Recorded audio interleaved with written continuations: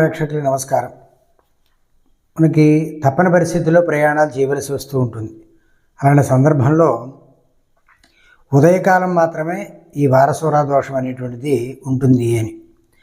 నవారదోష ప్రభవంతి రాత్రవు అని చెబుతుంది సూత్రం. అంచేత రాత్రికాలంలో ప్రయాణం చేయడం వల్ల ఇలాంటి దోషాలు అనేటువంటివి ఉండవు. కేవలం పగటి ప్రయాణం చేస్తే మాత్రమే దోషం వస్తుంది.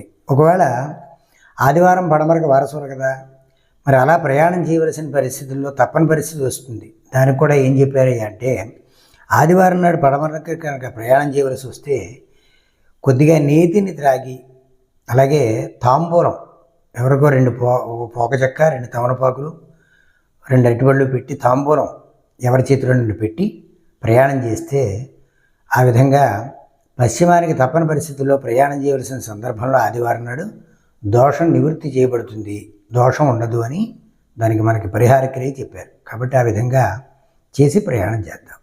నమస్కారం.